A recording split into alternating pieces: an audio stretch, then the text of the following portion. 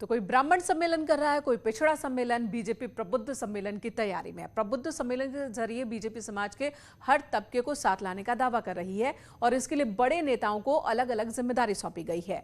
5 सितंबर को सीएम योगी आदित्यनाथ वाराणसी में होंगे, सम्मेलन का आगाज वहां से करेंगे और इसी तारीख को डिप्टी सीएम केशव प्रसाद मौर्य कानपुर में होंगे, तो प्रदेश अध्यक्ष स्वतंत्र देव सिंह अयोध्या में रहेंगे, प्रदेश प्रभारी राधा मोहन सिंह प्रयागराज, तो केंद्रीय मंत्री वीके सिंह मेरठ और संजीव बालियान को जिम्मेदारी दी गई है गाजियाबाद में।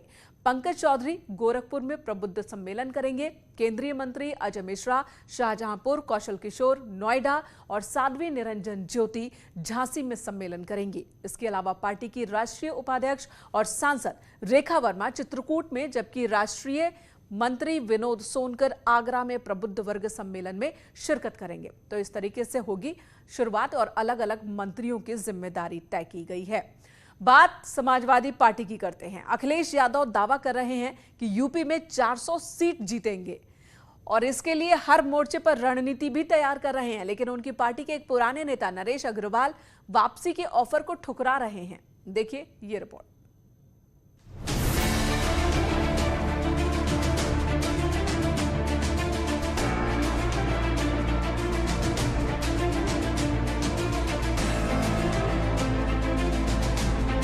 अब ये कहते हैं कि भारतीय जनता पार्टी के लोगों ने अपमान किया तो उस दिन स्वीकार कर लेंगे, सोचेंगे, विचारेंगे उसमें। भैया छोटे दलों पहले ये तो कहें कि भारतीय जनता पार्टी में अपमान हुआ है।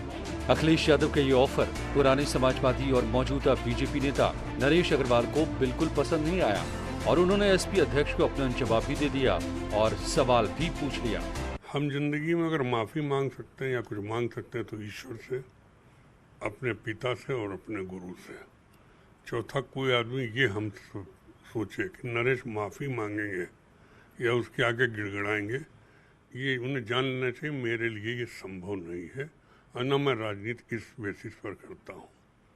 हरदोई की जनता, प्रदेश के लोग हमारे साथ हैं, उसके आधार पर राजनीति करते हैं, तो माफ़ी किस बात की मांगे पहले यही वो बता दें। नरेश अग्रवाल का सवाल बताता है कि अखिलेश यादव से उनकी नाराजगी अभी भी कायम है। असल में बीते दिनों अखिलेश यादव हरदोई गए थे, यहीं से उन्होंने सम्मान की बात कही थी। साथ ही दूसरे नेताओं की तरह नरेश अग्रवाल के लिए भी पार्टी के दरवाजे खुले होने का दावा किया था, मगर उन्होंने साथ में एक शर्त भी रख दी थी।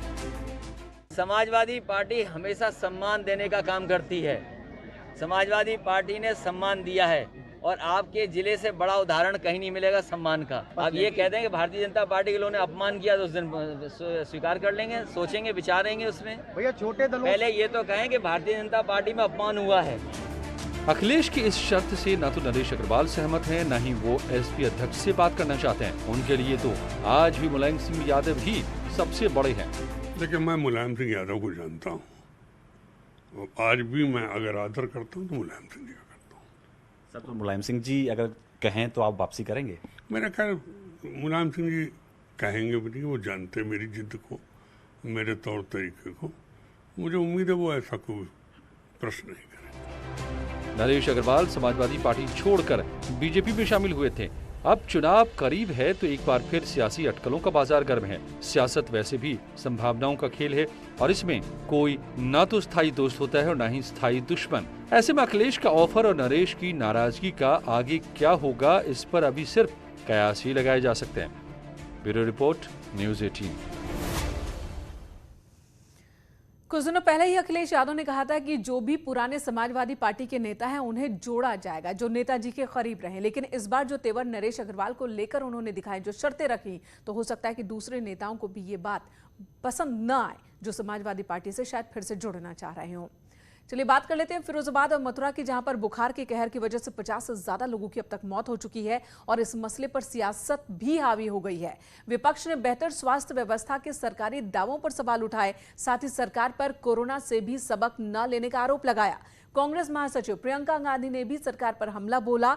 वहीं सरकार ने तमाम आरोपों को खारिज किया है और स्वास्थ्य सेवाओं को सुधारने का दावा किया है। उत्तर प्रदेश में कोरोना के बाद अब डेंगू ने कहर अपनाया है। न कोरोना में कोई व्यवस्था थी, न डेंगू में कोई व्यवस्था है, तो सरकार आखिर कर क्या रही है? मौतों के बाद मौतों के आंकड़े छिपा करके सरकार केवल गाल बजाती है। योगी जी ने तो कहीं कहा था कि उत्तर प्रदेश से माफिया और मच्छर दोनों खत्म हो गए। तो मच्छर तबाह किए हैं, लोगों का घर उजाड़ रहे हैं और माफिया सरकार चला रहे हैं। यही सच है उत्तर प्रदेश का। तो जो बातें दोनों में आ रही है कि उसमें स्क्रब टाइफस नाम का एक बीमारी है, लेप्टोसाइरोसिस करके एक बीमारी है, और इसके भी केसेस आ रहे हैं।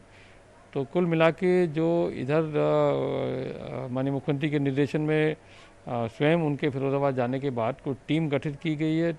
हमारे यहाँ से कुछ गतिविधियाँ बढ़ी हैं। ब्रेक के लिए रुकते हैं, तुरंत लौटेंगे।